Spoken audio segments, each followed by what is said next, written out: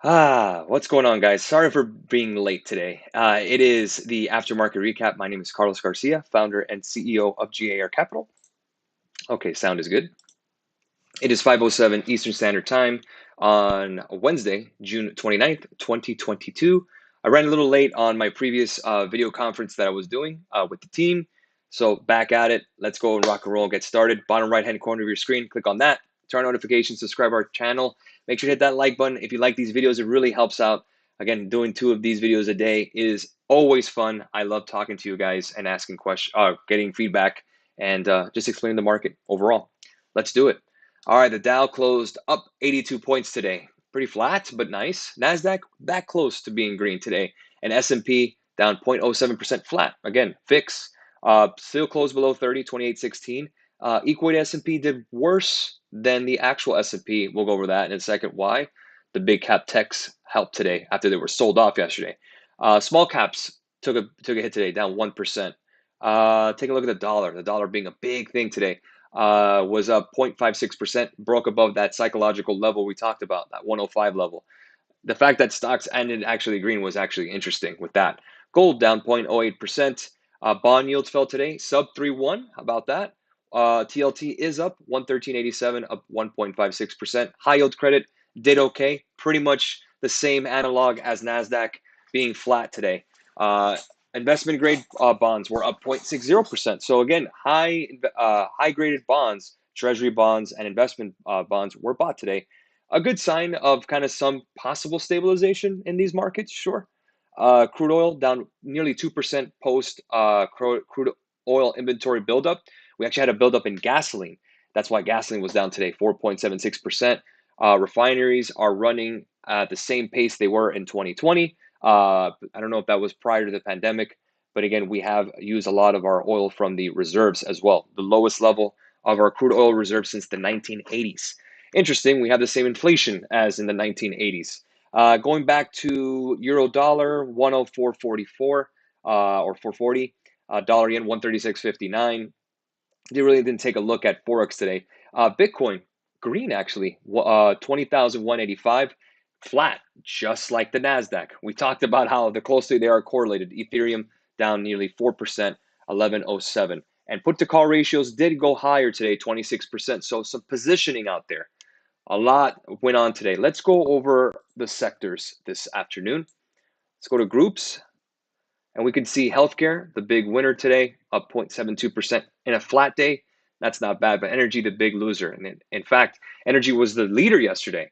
And we would have been worse off if it wasn't for energy. And today would have been green if it wasn't for energy.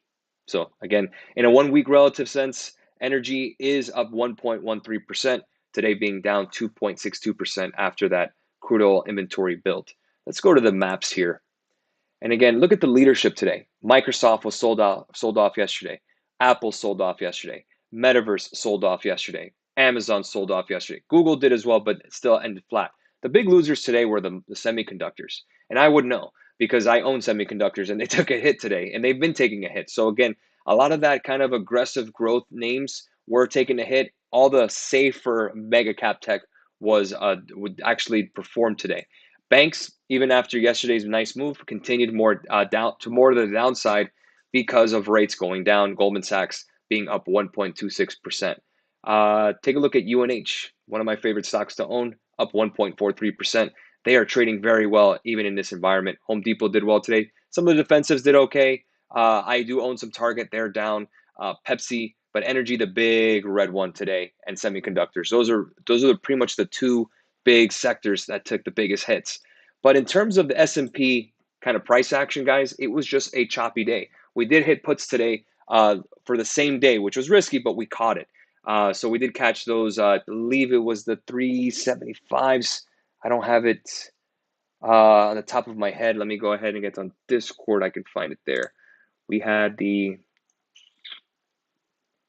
which puts were they? The 379 puts for today, and they did hit as high as 50%. So well done to the team.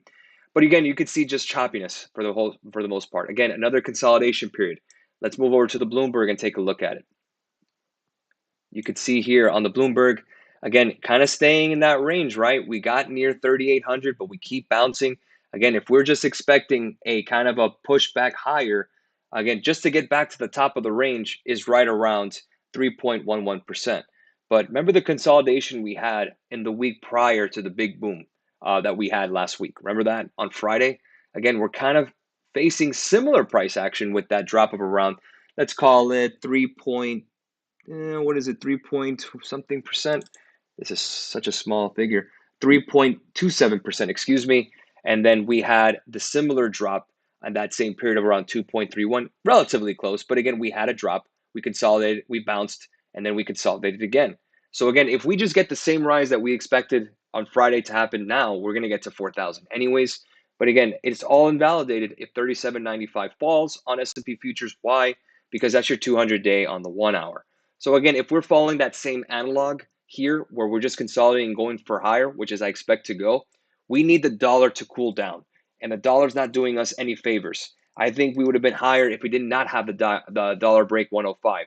We talked about this resistance this morning, and again, now we're tagged above it. The fact that the stocks traded where they were, especially the mega caps that do a business overseas, again, even with those names kind of trading well, Apple, Microsoft, Amazon, those names traded well today, even with the currency headwinds that they have since they do business overseas, the dollar being firmer. Again, they did trade well. So again, in spite of that, crude oil going down does help at least a tad. Relieves some kind of inflationary pressure. 114 now back to 109. My target range to start buying some energy stocks again, 90 to 95. If we can break sub 100, it gets interesting again. Again, I'm just afraid that energy stocks become just overcrowded to the point where they just get too expensive based on the stock price. Let's say Dixie was causing the reverse today sell-off as gold as acting as an inverse. Yep, again, those are the risk-off movements. You're so right. Dollar being a risk-off asset similar to gold. So gold was down very marginally, not exactly big time. Gold was down about 0.11%. It did exactly what we expected, stabilized. Look at Bitcoin today. Bitcoin traded pretty much flat, same as the NASDAQ. So again, I want to see today how Bitcoin trades overnight. I want to see how futures trade overnight and how we move forward. Again, I expect kind of the similar price action tomorrow, if I may be completely honest. Another consolidation period. Tomorrow's the last day of the month. July 1st is on Friday. Maybe we get that rebalancing we've been hearing about for a while, but I'm leaning more to the upside. I expect the dollar to reverse, at least kind of hover around 105, not go higher. Again, all things being equal, that should bring the S&P a lot higher. Bringing up the VIX here. Again, the VIX kind of double bottoming around 27. No gaps to be filled. Again, all we're seeing here is just choppiness, reversing off the 100 and coming back down. In order for the stock market to really pump its juice here or go higher, we need to start getting to around 25, 34. And again, the VIX is just looking at the options market in terms of volatility, not exactly fear, even though we call it the fear index. But today was pretty much a digestion, Jay.